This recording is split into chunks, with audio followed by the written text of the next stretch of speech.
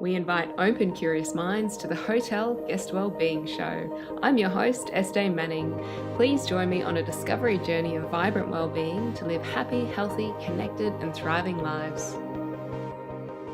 I love the idea of getting the nutrition we need from whole foods, the sun, and nature, and minimizing supplementation where possible.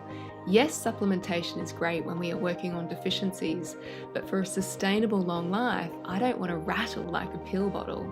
I want to integrate body nourishing practices into my life. There is a deep connection with our body that happens when we know why we are consuming particular types of foods and elixirs, so we are really nourishing our internal organs.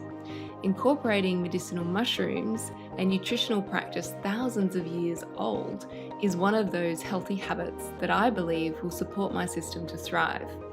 In this interview with Mason Taylor, he shares such rich philosophy and understanding around how medicinal mushrooms can help support not only our organ function, our Jing, but our electromagnetic pathways, our Qi, as well as our Shen, which is our spirit, being connected and happy.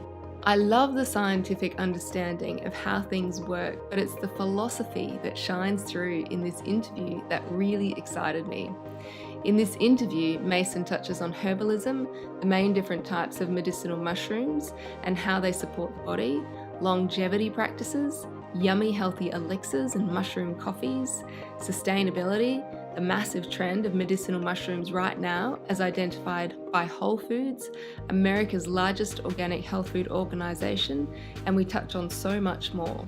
Mason is a wealth of knowledge, a gorgeous, vibrant human being who has distilled such wisdom of the ages into his products, and I thoroughly enjoyed this conversation. I'm so happy to have you here today. Brendan and myself, we take your mushrooms in the morning. Awesome. And I'm just really looking forward to finding out more about them. I'm also thanks for having me. So stoked to be here. Yeah. Awesome space, beautiful plants. Always nice to be in that kind of energy. And I'm happy to talk about the mushies and the tonic herbs. Let's go down the rabbit hole. Beautiful.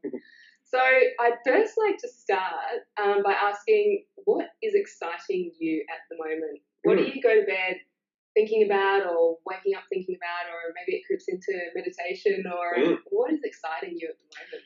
Yeah, there's a lot exciting me at the moment. I've got a little bubba, year and a half old, back in Byron Bay, and just setting up, just feeling the emergence of our little family culture and really laying down the roots of that, and inclusive, in that is the work that we're doing, Super Feast, my little business baby. It's been going since 2011, that growing and getting, some real rubber hitting the road on that mission to, further bridge tonic herbalism, Taoist tonic herbalism, medicinal mushrooms over into this world, bring back that beautiful, not only preventative health, but that intention for long-term health, and start, medicinal mushrooms and adaptogens are really trending right now, really trying to make sure that that trend lands into people's personal apothecaries, into their lifestyle flows. It's because in the West here, no one's really doing the exact same thing that their parents are doing. We've somewhat got clean slates, and we're creating our own personal culture, family culture. And a piece of the pie there when it comes to long-term health, that kind of long-term health, it's like, in your 90s, still holding a rocking conversation, walking up a hill, still out there foraging, being able to play with the kiddies. That's they're these important things. I really, that excites me around longevity. I tune into that timeline for myself, and getting these herbs in that little piece in people's personal cultures, meeting that intention for their long-term health, so that they can consistently practice using these herbs, adaptogens, and mushies, so that we can just get a little bit of rock and health that isn't reliant on institutions and reliant on external maybe practitioners or systems that are really working on external symptoms. There's something in our personal diet and lifestyle that's always toning our internal world and our internal function, getting to the core of health. That excites me. Oh my God, that excites me. That is awesome. That is so cool. Yeah, it's a lot of fun. Yeah. Well, it would be great if you could explain what you're doing with Super Feast, and also the story on what drew you to that. Yeah, cool.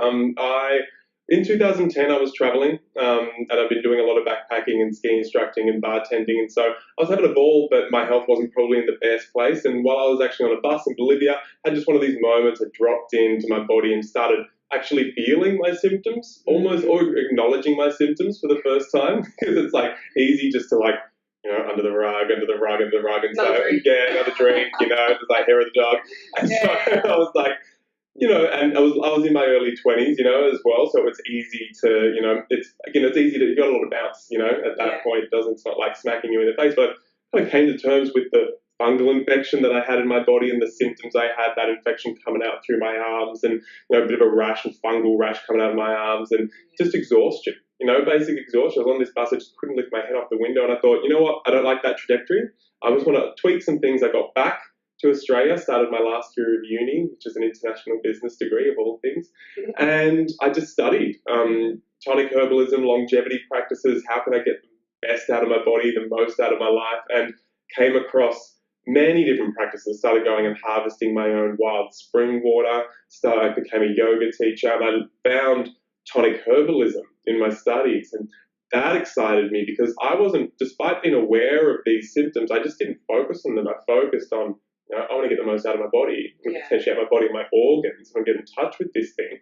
And tonic herbalism was all about that. There didn't have to necessarily be a problem in order to take those herbs. But if you've got like an intention for health, somewhat ambiguous to the mind, but the body can feel it, you know, what you really want to get long term.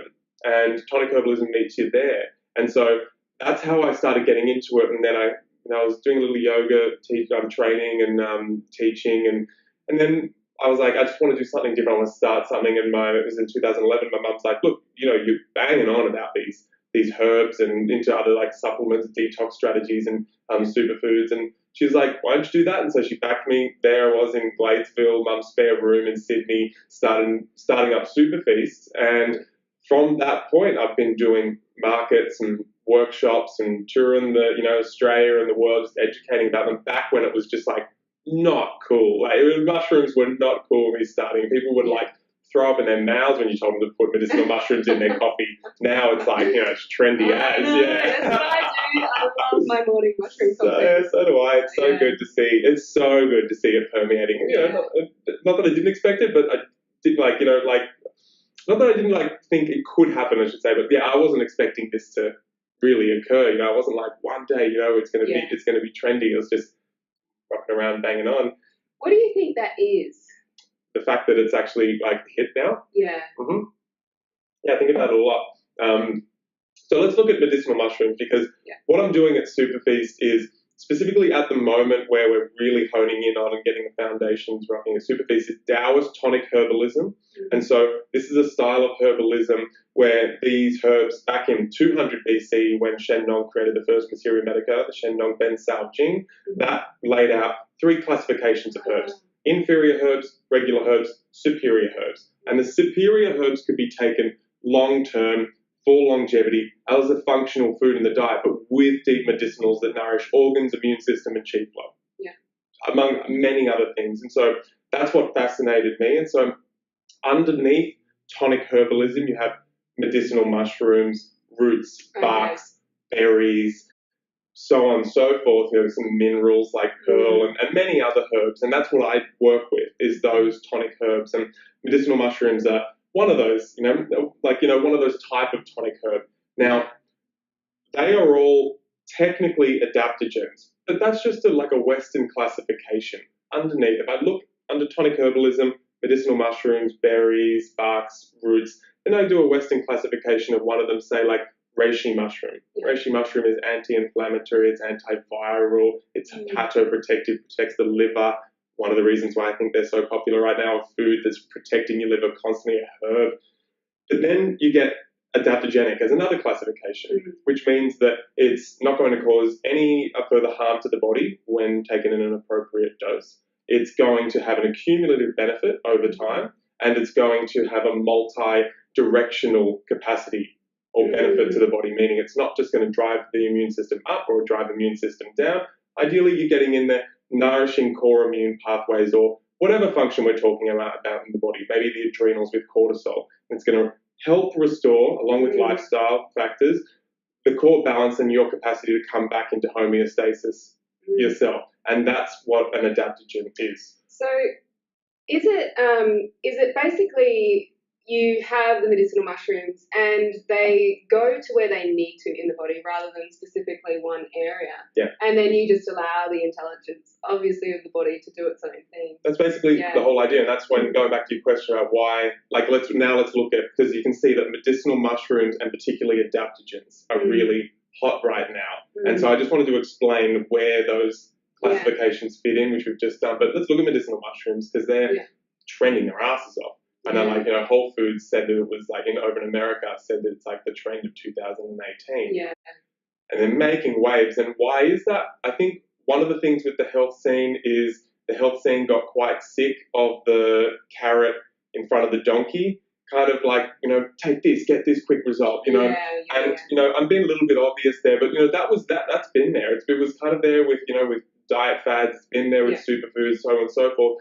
This is something that it built into the herbal system, built into the system of taking medicinal mushrooms is long-term use, and it gets you thinking about your inner world. It gets you thinking about your immune system, and you have the intention of toning your immune system and your organs. So it's got way more of a real feel to it, where you're in control and you're not just fingers crossed, I hope this works. Well, what's the difference between medicinal mushrooms and things like superfoods or vitamins? How is it because of the adaptogenic qualities,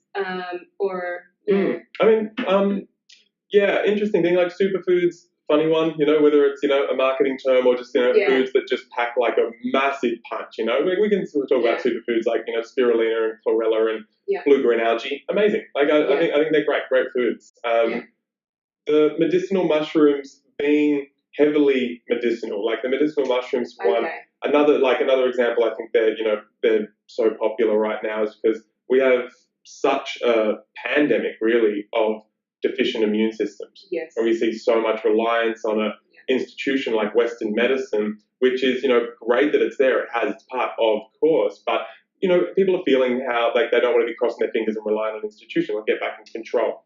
Oh, that's definitely. And they are. It's like you can feel it. It's palpable. And again, like medicinal mushrooms aren't just this like dangling the carrot in front of the donkey going, take this and that's it. Tick. You've got your immune system, but it's something that people can work with and feel over decades. They've got a piece of the puzzle, their diet, that gets weaved into like, their morning coffee, something like that's easy to implement.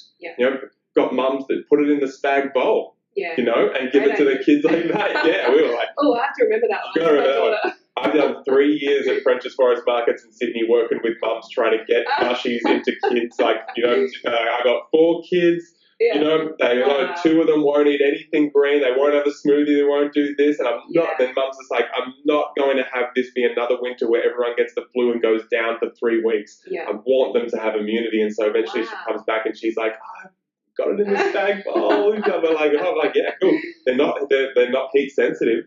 These are like the ones. Wow, that's really good to know. Yeah. Yeah, well, these ones particularly, like the mushies, they're extracted as well. So we've gone to the trouble of extracting them in water and or ethanol as well. So there's water and alcohol extraction, so it's fully bioavailable. Yeah. Then it's evaporated off, so there's no alcohol actually present. Yeah. But then they're just ready to go. So you can put it into your hot chocolate or your coffee or your spag bowl or your little raw treats or whatever you're doing. Yeah. And we call it Trojan horsing in the mushrooms. Yeah. And it's just a nice functional way to, weave that in. So people are feeling the effects. Yeah. People are feeling over long-term use their immune system come back online. So it's not so much causing a reliance on another product or fad. They're just like, it's not all about these mushrooms have given me immunity. People are feeling their immune systems come back online. And even if after a couple of years of taking them, you take the mushrooms away, you can't take away the fact that that person's felt their immune system. Or in the instance of, there's a particular class of herbs in the Taoist system called Jing herbs, Jing. And these are focused on the kidneys and adrenals, restoring core energy. That's the core energy that brings forth our capacity to just like get up in the morning and go all day, have stamina, have power in the body, our libido, capacity for fertility, and our capacity for our cells to reproduce. And so more Jing we have, the more longevity, in a sense, there is. So what's qi then in relation to Jing? Is it something similar in? It's a good question. Yeah. In this system, there's three treasures. This is a Taoist system. Yeah. The Taoist system coming out from the Orient, a system of a philosophy. Yeah. Of aligning yourself with nature and living a very sustainable life. Wow. In the flow, so that you can just get the richness of life. It's why I like Taoism, because it's not deity based. There's no agenda. Yeah. It's just like, let's get the Jing of the body, which lives in the kidneys and adrenals, nice and strong. That's like the wax of the candle. And this will lead on to qi. People in the West are burning candles at both ends, burning through their Jing, lot of cortisol, smashing coffees and energy drinks. Very inefficient way to use up the energy of your body. Like it's literally burning the candle at both ends. Yeah. And so when we talk about longevity, we're not necessarily just talking about adding years to the life. That can be a happy accident, but we really are talking about adding life to those years. Because as we find in the West, a lot of people hit 50 and 60 and all of a sudden they're depleted. And then that's like, at that point, it's like a slow decline, where we'd like to see more richness in the life, ideally, like right up to the end. So Jing's that base. That's the wax, the candle, substance, bone health, hormonal health. The flame is the qi. And so qi is taking the matter, the blood, the hormones, and even the organs and the bones themselves, and then making them vital, bringing mobility to them. It's the electromagnetic flow through our body at the same time, Sure. running along our energy pathways, which correlates to fascial chains, correlates to our... This. Yeah, me too. Let's keep on going. And that's qi. Yeah. Qi it correlates to the way that we process emotions, which I think this is becoming a less fluffy kind of conversation as well. Like starting to ground into physiology, starting to see those correlations around physiological function, functional anatomy, energy pathways, and the way that the electromagnetic energy moves through organs and then changes shape or direction through those organs. And when we don't have proper organ function, say through the liver, the qi can't move through, can't do its thing. Forgets how to express. We're going to possibly see an excess of what we are kind of interpreting as anger coming through that. And so qi's got a lot to do with that. It's nice to have the organs flowing, so the qi's flowing. Feel vital, sparkle in your eye, especially if the liver's healthy. Sparkle in your eye. Wow. Wow. So basically, if you have a really healthy body, using things like medicinal mushrooms or what have you, just a really healthy lifestyle, then your qi is going to be flowing, you're going to be feeling good, the body's going to be, just functioning at its best. Yeah, that's it. Well, I guess we didn't even touch on the fact with the third treasure being Shen, being spirit, your wisdom, you just being a rad human, being able to sit with yourself and just be happy and content and become a wise, badass human as you get older. Each of the tonic herbs from the Taoist system, and then even if you look at it from a planetary system, we can still use this languaging and apply that to other tonic herbs from around the world. They're going to tone Jing, Qi, or Shen. These herbs are going to tone one of those treasures, what makes them a tonic herb. And so we look at the Jing herbs like Hishu Wu, Eucomia, cordyceps, that beautiful medicinal mushroom. They're Jing herbs, they're toning Jing. Right. So they're for the organs within the body? The kidneys and adrenals specifically, and the Jing that exists within our cells, which is our genetic potential capacity to create energy ourselves. Wow.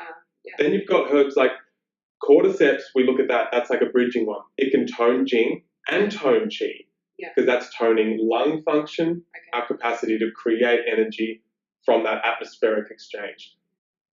Astragalus is a primary Qi tonic. And so that's working purely on spleen and lung, but then that circulatory capacity that we have, that capacity to move qi, therefore move blood and bring back that vitality and that skip in our step. And then we have herbs like reishi mushroom, which we kind of touched on before. Now, reishi is a beautiful herb, probably the most revered herb in the whole system. Red polypore mushroom, grows off trees, living trees and dead wood trees. So that's its natural food. Yeah. Wood, that's why we grow our medicinal mushrooms on wood, and we harvest them that way, either completely wild or semi-wild crafted from where they're actually from their homeland. Reishi tones Jing, tones Qi, but tones Shen. It's primarily a Shen tonic, and that's why it was really revered as a practice to support a meditative practice. Yeah. Or, and from a treatment side of things, if there's anxiety, restlessness in the mind, we use a herb like reishi to, it's a good herbal friend to have calm the mind, get the mind and the body in consortium once again, so that the spirit can settle down in the body, especially around coming through the heart, and you can just walk around again with that skip in your step, just having that, that ability to be present and just enjoy your life, enjoy time with your friends, enjoy time in nature and gain insights, just so you can know yourself a little bit better. So that's a very quick rundown of that system. Wow, that's beautiful. That is really beautiful. Oh, so many questions. Yeah. Cool. So many different directions I could possibly go. Yeah, infinite. That's the whole idea around taking tonic herbs. They're multi-directional. But just touching on reishi, it's interesting because when I have my morning butter coffee, I initially was using reishi to help balance it because it's like the caffeine, but then the reishi, and just to bring back that balance. What's a really good one? I mean, actually now we're just using the Mason mushroom mix. Awesome. But what would you recommend to put in that? Yeah, good question. So coffee, we look at I think it's important to see coffee as a herb in order to learn. Well, it is, isn't it? It is. Yeah. One of the most consumed herbs in the world. Yeah. And it happens to be a diuretic, happens to be a stimulant. That's its classification, and that's its energy. Yeah. Not good or bad. That's just what it is. A lot of people have a reliance on coffee. Reliance on coffee means that there is depleted Jing, kidney adrenal capacity is depleted, maybe too much cortisol, or maybe even you've been running on too high cortisol for so long that the body's turned off the capacity to lift it up and the cortisol's just dropped out and too low. That comes with many long-term symptoms. So it's good not to have a reliance, but if you're going to do it, what you're tuning into is creating just a little bit more of a balanced herb, a balanced tonic herbal elixir. Now, we can say that that's balanced energetically, but we can also just say that's balanced in the sense of you're taking a stimulant in coffee and you're adding a herb like reishi that is a nervine that can nourish the nervous system, ensure the nervous system isn't just going to be smashed into that sympathetic nervous system. Yeah. It's a cardiovascular tonic and it's adaptogenic. So it's going to help that elixir that you're having be a little bit more well-rounded. So it's not just going to come in and smash your adrenals. That's why people put in medicinal mushrooms, just the reishi. The Jing is a really good one. If you feel depleted, get on the Jing. Yeah. Just say we've got neural nectar here. Just say it's brain fog. Memory, you're wanting to, tone, you want to get your cognition back. Well, this one, it's more for if you're stretching yourself and growing and learning and, can this one really help in supporting your brain? Yeah. From that point of view as well. Well, that's the idea around that, a nootropic blend, bringing circulation to the cerebrum and basically strengthening all manner and facets of function within the brain, including grey matter, including white matter, including dopamine and neurotransmitter function. But I've grounded it because in Taoism, I hope everyone's okay with us jumping all around because it's stick with us. We're just giving you options of herbs to add to your coffee, or you can omit the coffee and just have that full herbal intention. That's possible too. Yeah. With the neural nectar, it was important because when I have blends, I have 4 blends. We've talked about 3 of them: the Mason's mushrooms, the mushroom blend, Jing, kidney adrenals, core energy, neural nectar for the brain, for the nervous system, nootropic, especially if you are, if you're using your mind a lot, and you hit that mental exhaustion, it's to support that. And if there is any cognitive decline, it's a blend for that. And I've created these blends, I've tried to make them as well balanced as possible. They're very balanced energetically, full power with the intention, say, brain potency for the neural nectar. But I've made sure that there's a few herbs, making sure that the energy's coming down slightly and really nourishing the kidneys at the same time. A bit of yin to disperse energy so it's not just up. So that's something just like I like throwing out there, that I create these so that the majority of the population is going to be able to, start a nice quarter teaspoon dose and get up to about a teaspoon over a week or 2 week period. That was my question, because how much do I put in? Because I mean, some of them are sort of more stronger, and I guess it's just getting used to, that flavour changing, which is what I did anyway with the butter coffee, which I adore. Yeah. So up to a teaspoon. Get up to a teaspoon. Yeah, get up to a teaspoon. Yeah. If you don't want it to change the flavour of your coffee, just keep the dose a little bit lower, and maybe you can add a big teaspoon into like a smoothie or into just like a nighttime tonic. Something like that. You don't have to mix them, but the taste is amazing. You put the Mason's mushrooms or the Jing in a coffee, it's hard to kind of get the flavour taking over that coffee. It still feels and tastes like you're having a really good dark brew. And you just add them in there. There's many ways. I like hot chocolates. I like making hot chocolates with mine. Hot water, get my fat, my butter or my coconut oil, put my herbs, my cacao, blend that up. That's a really nice delivery system too. Oh, I have to use that one for my daughter. Yeah, it's a good way to Trojan horse in medicinal mushrooms, chocolates. All right. Well, can we talk about, say, the main ones? I guess we've just touched on that, but I really like that you mentioned to take Jing in the morning, because I can see how, with our very busy, stressful lives, how that causes depletion. And so, what would be the best ones to take, say, in the morning or during the day or in the evening? Yeah, good call. So, we do like Jing in the morning. Now, I take the majority of my herbs in the morning just because that fits in with my lifestyle flow. I don't necessarily, the one reason I've got extract powders in sexy Miron jars and bigger bags as well, because I want people to be able to do it the way they want to do it. It's going to work for their lifestyle. Because if you think about, you start this practice, you think about, how am I going to be able to do this for 10 years? How's it going to work? And so for me, having a Jing first thing in the morning in, just say you'd want to be off stimulants, you can just put Jing or mushrooms in hot water, a little bit of honey, stir it up and drink it down like that. That's like an instant tea, easy way to do it. Jing in the morning, Mason's mushies in the morning. I would suggest neural nectar nootropic herbs in the morning. Also nice in the afternoon, you can have, as a little pick-me-up if you're needing it, a Jing or an astragalus or a Mason's mushrooms in the afternoon.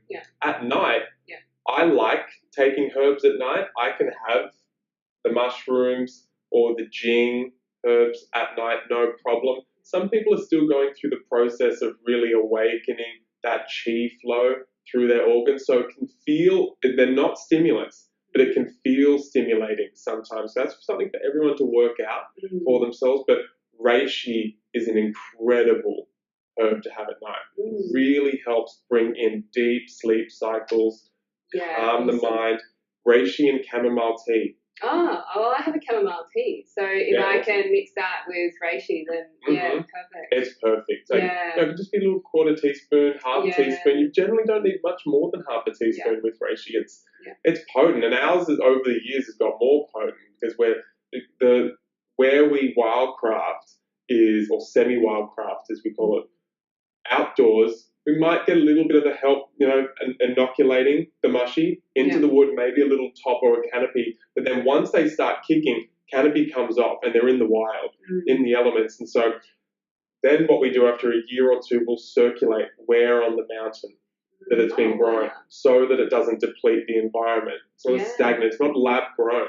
I don't want to be a lab grown human. I don't want to have lab grown mushrooms. I want more wilderness going through my organs, More wild it is, the more that the Jing Chi Shen's in there. I mean, then we've got like Chaga in there, and then in the beauty blend Shazandra, and we've got them individual as well, 100% wild. That's why they're so good. Well, let's talk about the beauty blend then. What does that promote or do within the body? I love that blend. So beauty blend, the name came through, I was like, oh my gosh, I really want to call it beauty blend. After a while, I've become really fond of that name, because the idea is for people to start getting connected to organ function, especially the liver, heavily focused on the liver. It's see, it's kind of in the realm of the detoxifying herb because generally more detoxification is necessary to keep people healthy at this current time when there's so much environmental toxicity and metabolic toxicity for that matter. So, but it's not an aggressive detoxifier like other herbs are. This is for long-term use, toning or enhancing your innate detoxification function in both phase 1 and phase 2 through the liver. So your body just gets better at doing it. That's what I really like about the beauty blend. So that's the 3 beauty berries of the Taoist system. Longanberry, beautiful chi tonic, beautiful spleen chi tonic, which is amazing for digestion. Schizandra, the quintessential herb that is just the beautifying herb. And then goji berry as well. Lots of people know goji berry. Goji extract. That's a primary yin, Jing, nourishing herb at the same time. So we get this line of tonification across the spleen, yin of the spleen, through the liver, really focusing on the liver, and then dropping down, nourishing the yin, the essence of the kidneys. Very important for foundations. And as you start to, meanwhile, bring greater chi flow, circulation, and vitality through the body, you start to experience more radiance. And this is, of course, I'll bang on about these herbs, and and it'll be like, oh my gosh, I need the beauty blends, this and that. But this is in correlation with hydration.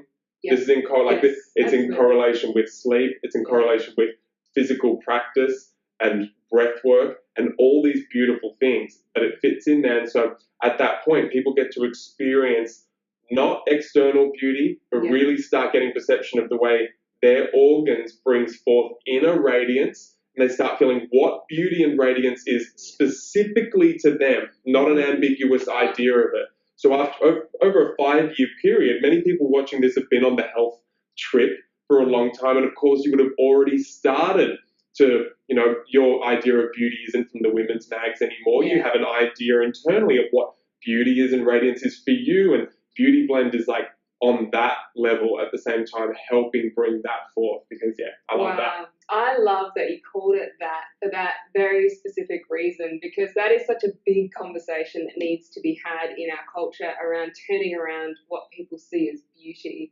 And when we can begin to connect with it, in that way you've just described, that is just absolutely beautiful. So I love that. It's nice. I've really been loving it as well, because then, we get all the testimonials coming through, and we get to see people really connecting the fact that their skin starts clearing up and their hair seems real healthy, and it's like, I didn't change anything topically.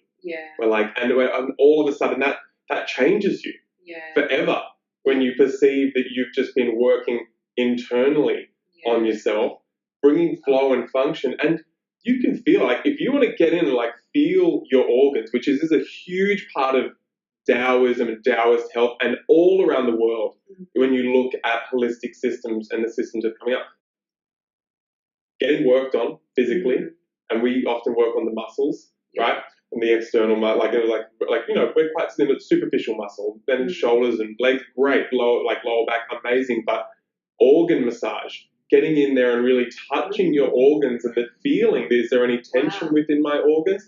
That's a big, it's got a huge correlation to tonic herbalism. And over years of just starting off and going, all right, feeling under your right rib there and feeling your liver, And a lot of people, I know I haven't done it. I have to practice that, because I wouldn't know what I'm feeling for. But even feeling that, getting that connection, and there's I guess the stimulation that starts to have an effect as well. Yeah, absolutely, absolutely. And there's practitioners. I mean, again, I used to do a lot of this in yoga, and my fiance Tani is a China Sung practitioner, a Taoist abdominal massage practitioner, and it's like, I've kind of China Sung. I've got I absolutely love it, and at times it's got to be love hate, because when you've got an elbow sitting right there in the middle of your belly, pumping out, getting rid of a nerve tangle that you've had there for years. I'm grateful that I've done a lot of groundwork with my physical practice and the herbs, because I've been peeling away tension. It's a huge part of it. Just having softness and suppleness and this is why I keep on saying gears, and why I keep on saying decades, because we want to bring it into context. You know, the mind will want to grab onto that, you know, Yeah. that result. And luckily, we get them a lot of the time. You know, Yeah. with herbs, we get like, you know, real quick feeling of energy, you know, chi flowing, and that's great. But it's like when you're getting into anything new, you'll get a, you know, steep incline of benefits, and then not that you get a plateau, but it'll level out a little bit, and then you got to do, you know, then you start getting the real good deep benefits over months and years. You start accumulating benefits as long as you keep going and keep on learning more about your body as well. Just make sure that your herbal practice and all your lifestyle practice stays relevant to where you want to go in life, not where the health scene, you know, is just pointing you because it's trendy. Yeah, exactly. So yeah, it's fun. They're adaptable. That's what they're adaptable. Yeah. I'm trying to take them out of like as much as possible. This like, oh, I'll ride the wave of the trend. I'm going to make sure they're not on a pedestal ever. There's like a very humble place that they have in the lifestyle. Hopefully, you can stay there for decades. So what are some other things that can really support the body, whether it's other herbs? You've mentioned breath work, yoga, and, you know, all sorts of different things. But I guess what are those main things that, you know, that people can kind of check off to some degree? We quickly check them off. I mean, like, it doesn't work that way. Oh, it doesn't. I think the thing I like about the check off is that it works in the short term, and then the idea is to embody it. It's lifestyle. Yeah. It's changing your lifestyle. Yeah. It is. I mean, and I think it's, you know, the getting a list of things to do has got a bad rap. I especially didn't appreciate it because I kind of really ensconced myself in that world of just like, I've got it all perfect. Why am I still having negative feelings towards myself? Why don't I feel amazing on like a soul level? I'm so healthy and right, you know, I'm ticking all the boxes, you know, and you hit that massive glass ceiling when it comes to health. So mushrooms, for example, say are really great for immunity. And so in the beginning, if someone's got a deficient immune system, you know, we can just go, all right, cool, you're taking this for your immune system, you know, just tick it off every day that you're having your mushrooms. But the idea is to just do that long enough that pattern of using them becomes an unconscious pattern. You don't have to think about it so much, so you start to embody the practice. So it's like physical practice, like you have to go and move your lymph every day, or you need to, you know, like research says that you need to exercise vigorously for 30 minutes 3 to 4 times a week, and then you get this results. That's great in the beginning, but then you got to make sure that, because you'll lose out of steam, that you'll lose out like that external steam, and so you need to make sure that you roll with that. Don't get disheartened that you're not wanting to go to that boot camp, you know, which maybe on another level isn't doing great things for your adrenals or your knees, you know, we never know. But then just slowly work, how are you going to embody that practice of moving your lymphatic tissue, whether it was like, I just came from Sunrise Beach and went for an hour body surf, you know, I was just out there, I'm with my flippers, just kicking around, moving for it. I didn't even have to think about it. You know, find that passion.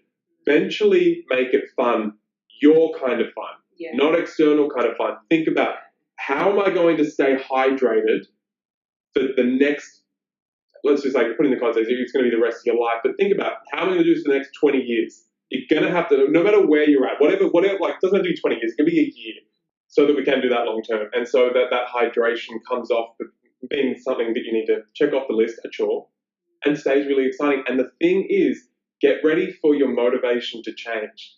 Remember, you've got decades and decades and decades. It's why we don't get really attached to one health system. It's why we don't get attached to one type of diet, and we don't get attached to one kind of motivation for the reason we're getting healthy. It's an external identification. It will put a massive glass ceiling on you. It's why I really encourage people to stay slippery and consistently tuning it. Stay slippery of the mind, consistently tune in. It's why a soft, internal, meditative practice is important. Have a little tune in, no agenda, just so we can touch base with what intention is coming through at a particular time. So in that sense, the hydration stays relevant in something that we do over those decades.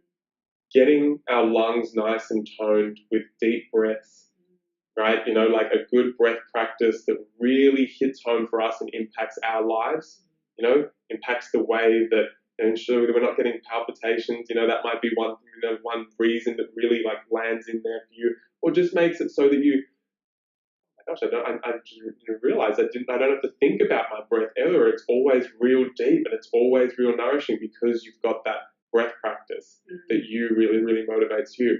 Sunshine, making sure that you've got, it's huge. It's such a huge piece. Yeah. Really get excited about not putting chemicals on your skin. Really get excited about not putting chemical sunscreens on your skin. But then ensuring that you don't get stuck in the, sunscreens and all that are bad. How can any, the sun's just amazing, use as much sun as possible. No, get real about how your skin interacts with the sun. Do some cleaning of your skin. Get that brushing of your skin going on so that it can breathe. We know that it does breathe. There is gaseous exchange. It is exchange of gases through the skin. It is a living, breathing organism. It needs to be treated that way, with non-toxic applications and lotions. Only putting on things that you would eat. Your skin is eating it up.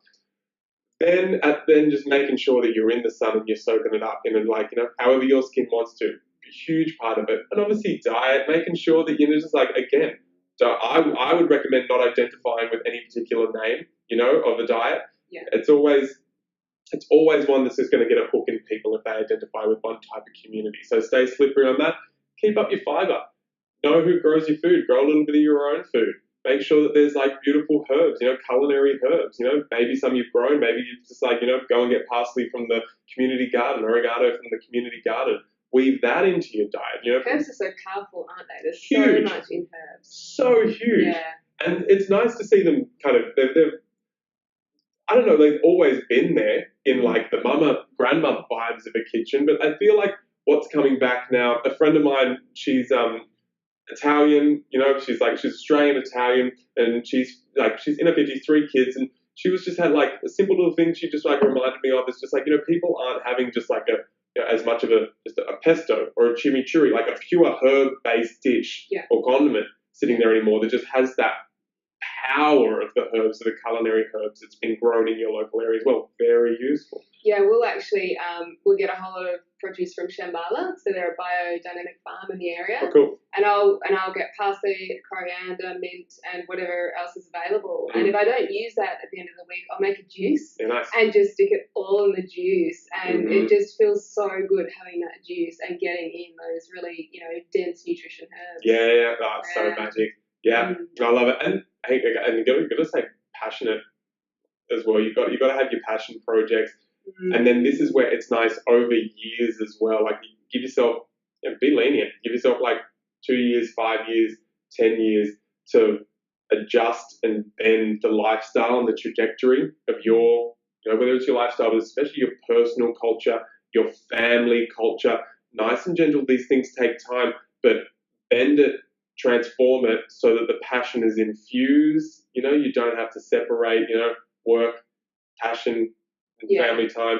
Yeah, incorporate that into all of those things. Yeah, and it's it's a nice balance. That's heavy reductionism to have those parts of your life kind of separated, and at the same time, we don't want it on the other extreme, a full amalgamation, full holistic system in a sense. We want somewhere in the middle that we're it is holistic in a sense, but there are somewhat separate parts of your life, but they're integrated. Yeah, they're integrated. They're not opposing. And passion can be infused into your life. So I'd kind of put out I'd set down that intention that you got to wherever you're at, just further, keep going, lay down those foundations for yourself. Yeah. Awesome.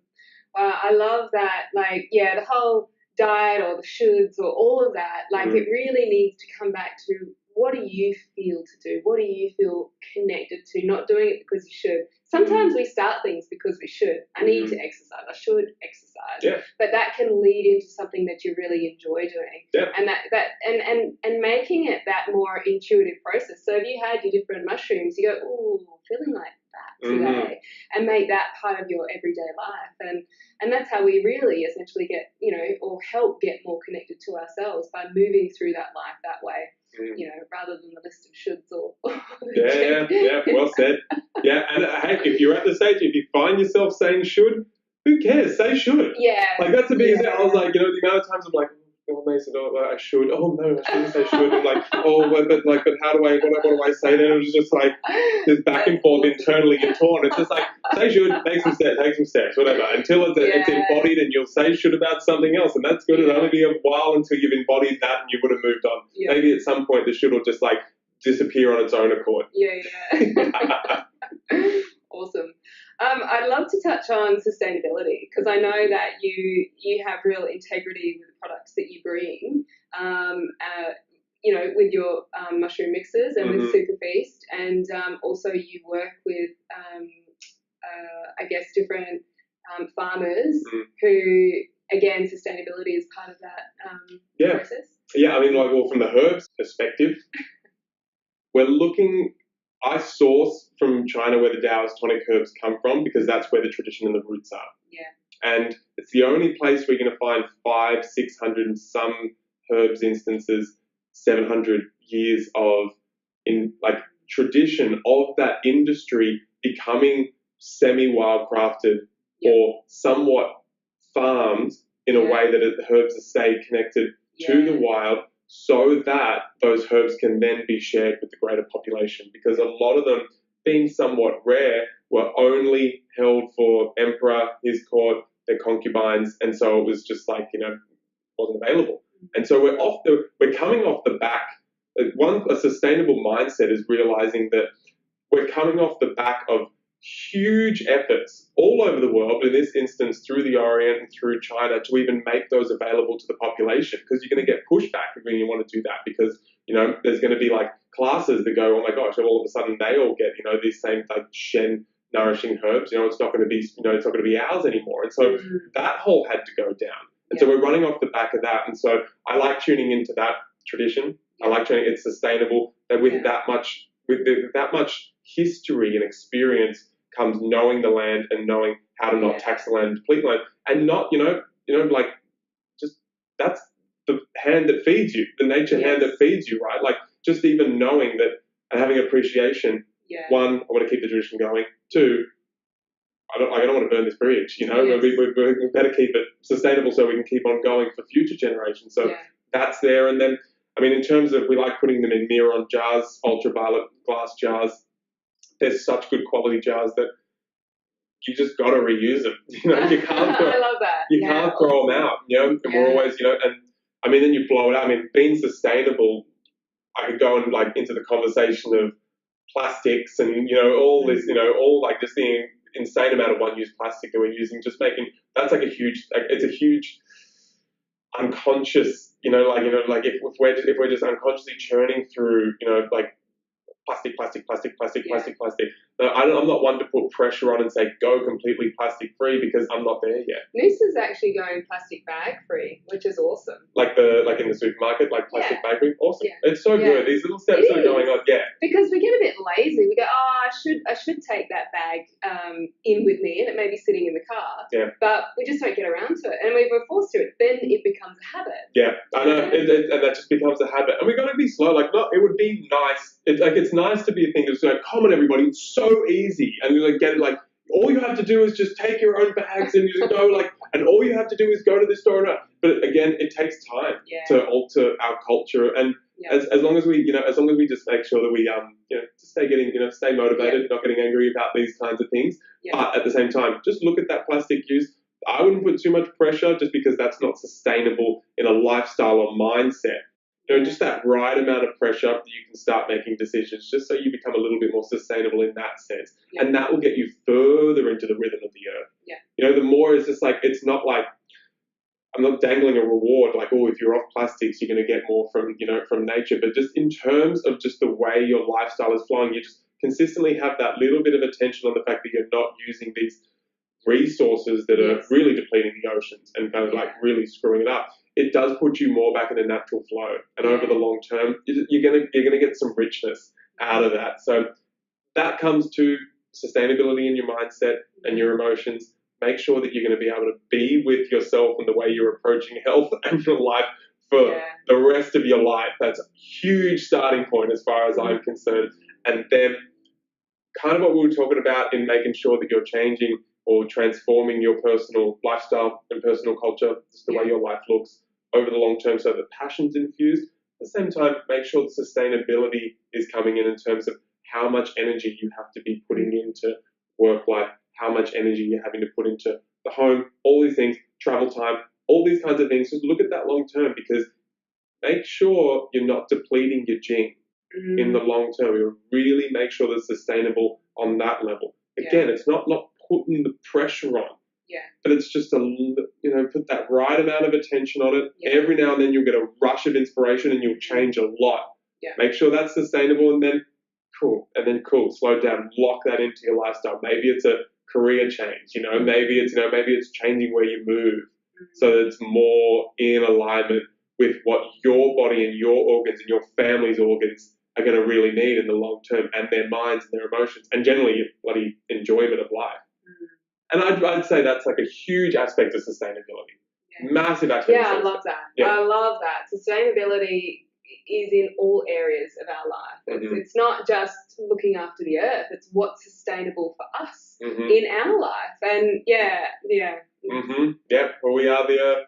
We're on it. We're a part of nature. Yeah. Moving forward, it's beautiful to see what is opening up. Especially with the younger generation around this, and a lot more conscious choices. It's exciting. Yeah, very exciting times. Well, I've got some quick, curious questions for you. Yeah. However, is there anything? Are there any? Is there anything else you'd like to share just around the mushrooms? Cool. I mean, around the mushrooms and the herbs. Try them out. I mean, a lot of the time it's like, which one do I take? I mean, there's so many. The blends are a great place to start. Immunity, unity, mushrooms. Yeah.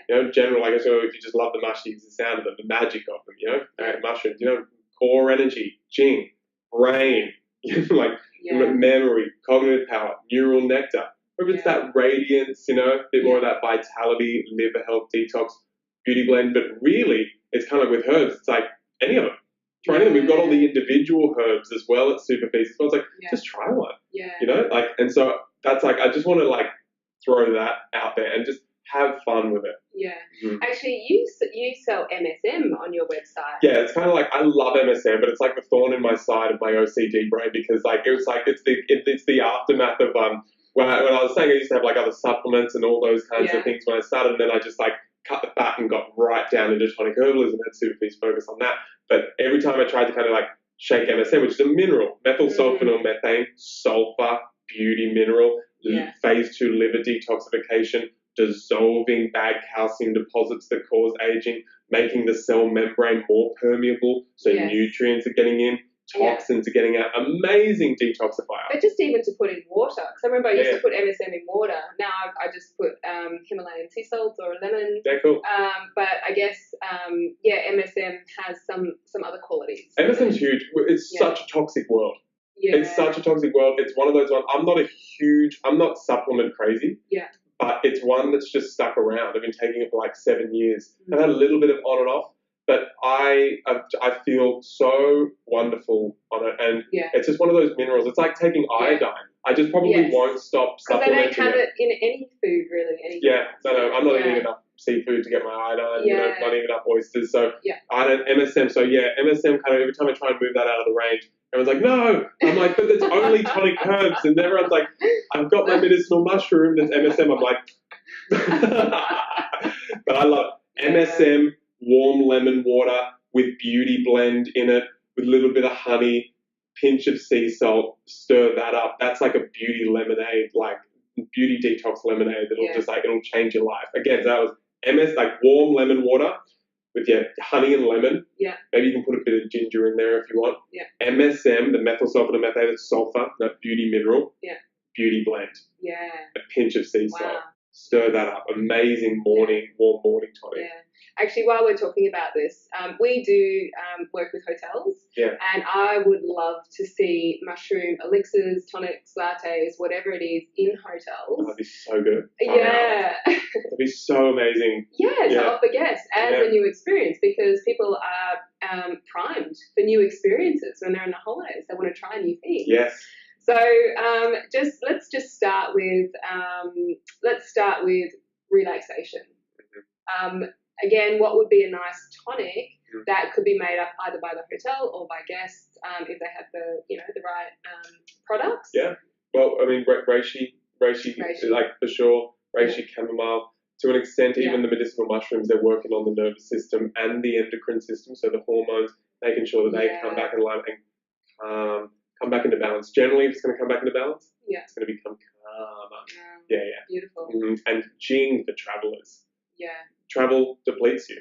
Yeah. Depletes your core essence, your primordial energy, your genetic expression. Yeah. And that's Jing. Yeah. Generally, it's just feeling fatigued as well, when you're Jing depleted. Yeah. That's an amazing I want tonic. some Jing, man. We all need some Jing, man. Then there's like Jing, hot water, bit of honey or whatever, whatever just sweetener. simple like that. Just mixing it with, Yeah. Right, and also a lot of our hotels, especially in the cities, have busy executives. They want to be on fire for meetings and things like that. What would you recommend, even to serve up at like a corporate meeting or something like that? What would be a great drink to serve everyone? Yeah, there's a good go in so many directions. Yeah, like I'd probably just go with the Jing or the Masons. The flavors. Neural nectar, wonderful. The rhodiola has that little bit of a flavor tinge to it, so you know you're drinking neural nectar. Not that it's bad. Yeah. Masons and Jing just like mix in so easily to whatever you're having, and so if the palate's not used to like a herbaceous elixir, they're amazing. And people, executives, like go generally, and so Jing, nourish that essence, mushrooms, all round immunity, all around making sure that the nervous system's been toned, endocrine system's got what it needs to adapt back into balance. Beautiful, and then you could throw them into coffees as well and mix it that way. Probably want that extra bit of caffeine, which you probably do. That's not pie in the sky anymore. It's like we've got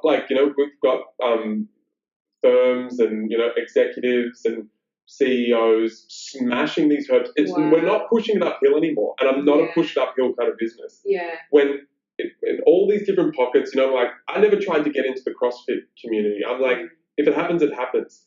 And sure enough, I've got two Australian big hitters in the CrossFit. Like two of the biggest hitters you could probably find. Yeah. They stumbled across it in their own right, and then got in contact.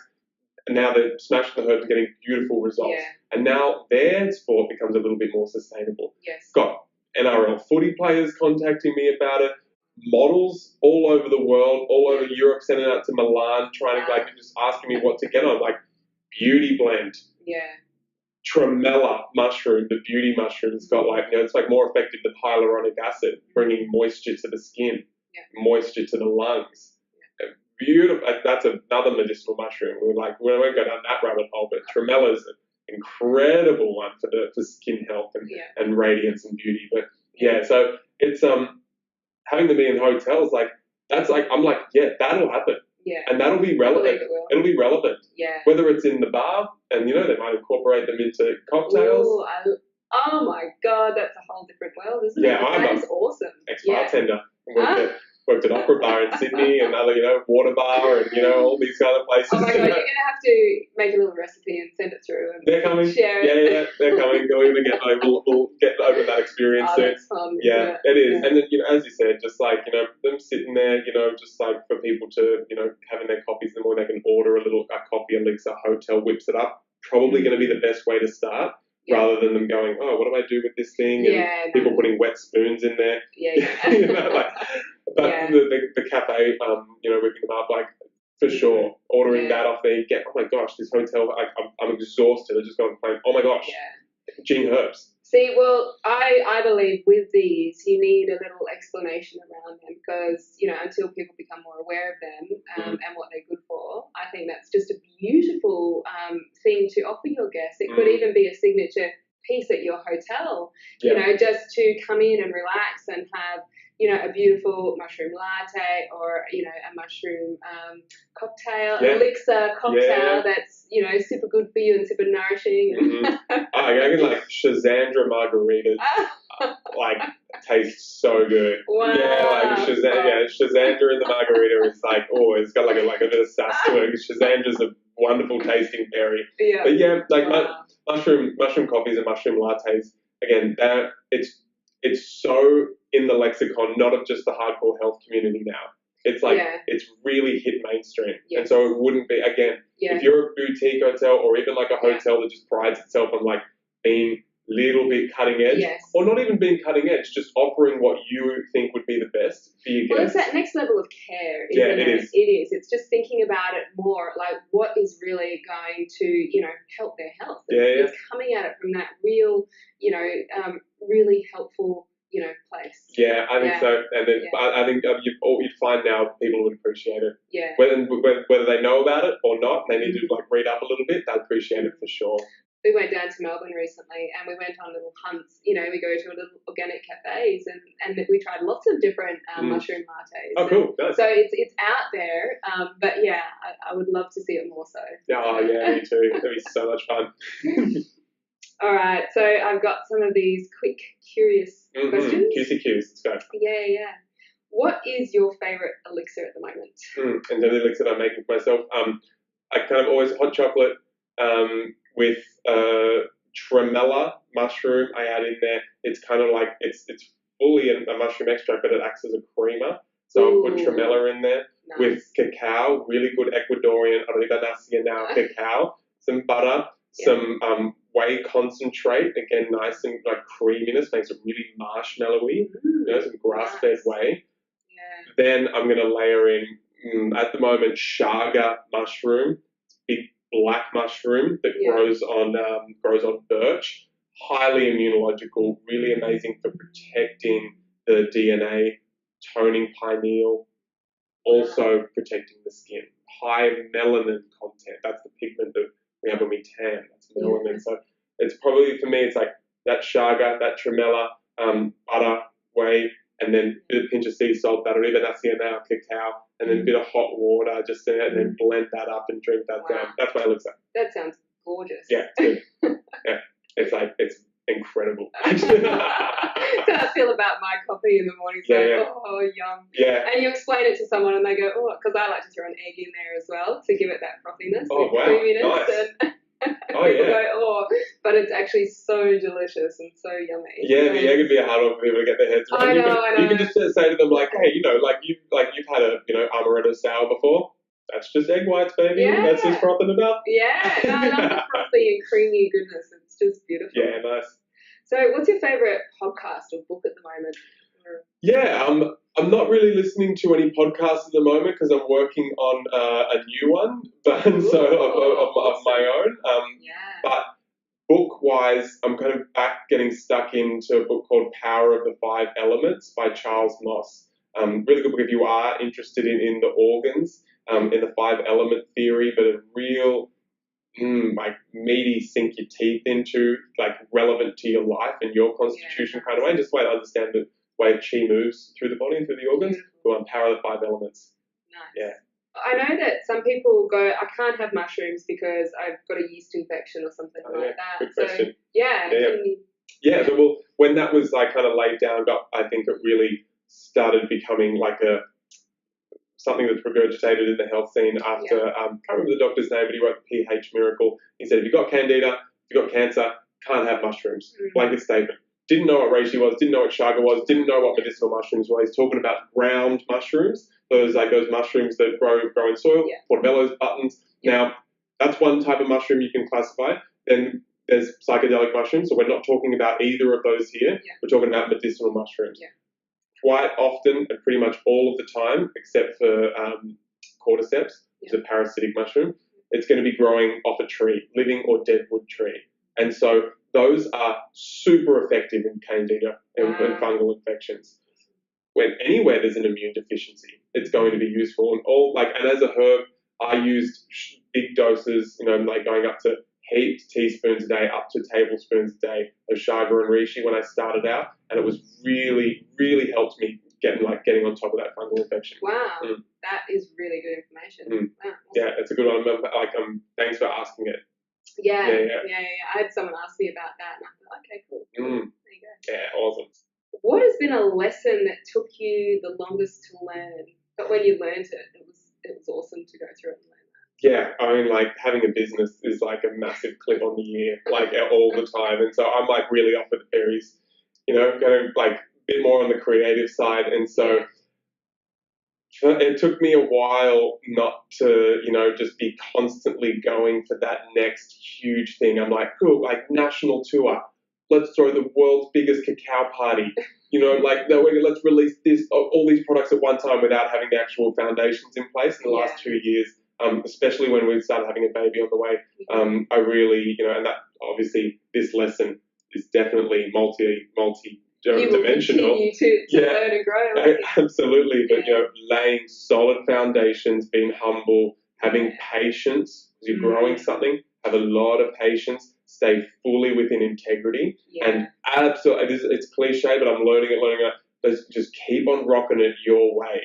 Make sure and in business, and I can, and it can be in family, but like in business as well. Like, make sure you are sleeping like a baby every night. That's been really, making decisions and thinking like, do I really want my life to be like, if I make that decision, it seems good on the surface and maybe it is, but like really think about what kind of lifestyle you're going to have in and around that.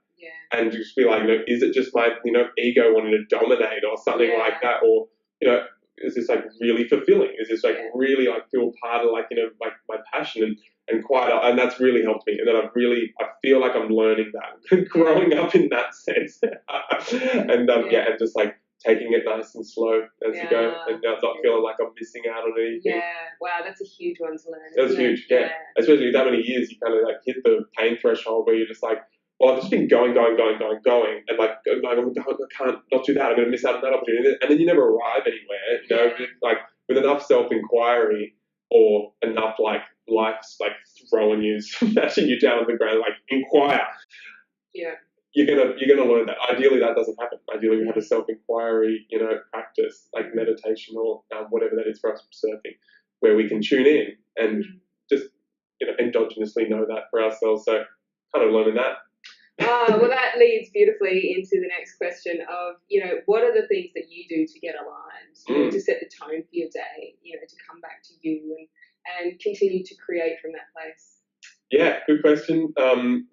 Time with my daughter, definitely one at the moment, and feeling like it's nice. We get like so much time, to spend with her and with my partner as well. So Tani and I are really feeling like, that the life is revolving around that, that, I don't know, that just like that heart, that beating heart of the life we're creating together. That's like massively grounding me. Body surfing, huge one for me, and just just constantly trying to get that little pocket of time, like it's one of those things that I've kind of not struggled with, but having that half an hour where I go, I just sit on my ass and I just get in there without agenda, and I sit and I go in and I feel and I look internally. It's so transformational for me. It always is. It is for everybody, and that is definitely one. Those three are really helping me get tuned in. Wow, that's beautiful. And do you call that meditation, or you just call being? Yeah, meditation. Yeah. I guess that. Yeah, of course. Yeah. And do you like to do that in the morning? Do you feel that really changes you and begins to set the day almost? Do you feel the shift in? Yeah, I'm a night meditator, so I'm up in the morning.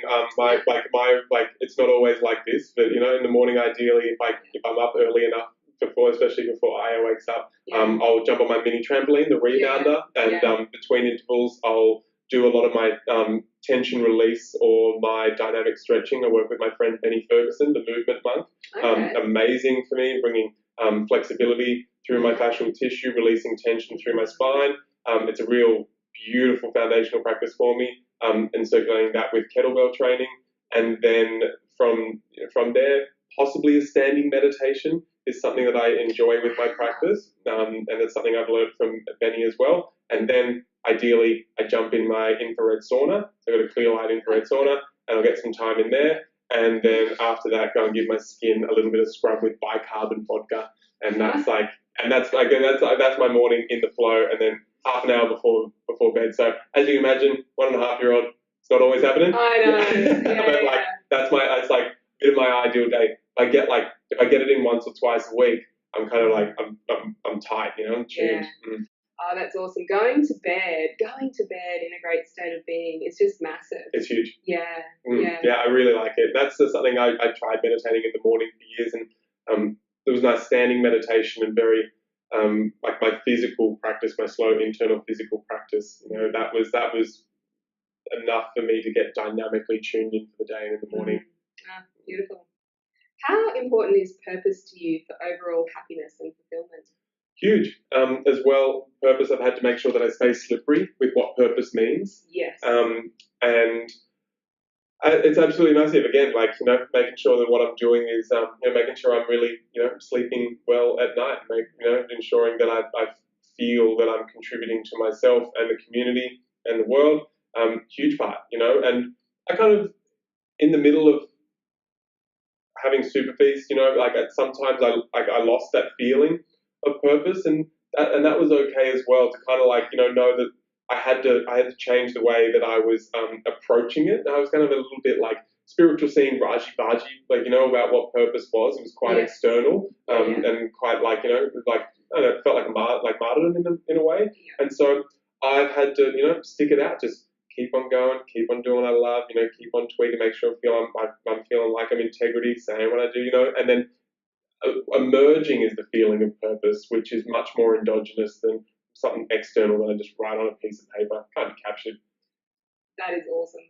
It really is, because that's essentially what it is. You know, at the end of the day, we don't know, like, but we can sense it, we can feel it, and then we can begin to play with it. And yeah, absolutely. And then you play. I mean, like that purpose conversation can be, especially becoming like, you know, particular like hardcore spiritual traditions, it can be hijacked really quick. Yeah. And then all of a sudden you're just like external, like, you know, just like, you know, sacrificing yourself. It's the journey of life, though, isn't it? We're going to have a bit of this, yeah, and it's all experience it. That's all good as well. You know, that's a beautiful experience. It'll get you tuned in, maybe like help you give you another perspective. You got that other perspective, you embody it, and you can move on. Stay slippery enough to move on. So, is there any other question that I haven't asked that you'd like to share that's a really nice message? To tell you the truth, we've covered a lot. I feel like we've gone like really, you know, beautifully deep here. Yes. I feel like one theme that's been coming through is one of relevance, in ensuring that we acknowledge that we're all living, although we're in somewhat close proximity here, like even here, like in Noosaville or within a Western culture, there's correlations. You know, we're creating very unique personal cultures and family cultures. Make sure that the way you're approaching health is very relevant to you. You know, just like guard that sovereignty. Oh, that's beautiful. Beautiful. Yeah. Oh, well, thank you so much. Thank you so much. I have loved this conversation so much. Yeah, me too. It is so much fun. Yeah, awesome. Mason and the team at Superfeast have generously offered 10% off to anyone inspired to support their body and energy with these products. Just simply visit superfeast.com.au, that's superfeast.com.au, and add in Pebble Design, all one word, at checkout to get 10% off. For more info, show notes, resources, links and more, visit pebbledesign.com/4. If you like this conversation, we'd love your feedback. Leave a review, a question, or a quick comment. That way we can invite more guests on the show around wellbeing topics you're more curious about to live a happy, healthy, thriving, and vital life. Subscribe on iTunes or our website, pebbledesign.com, to be part of the guest wellbeing conversation.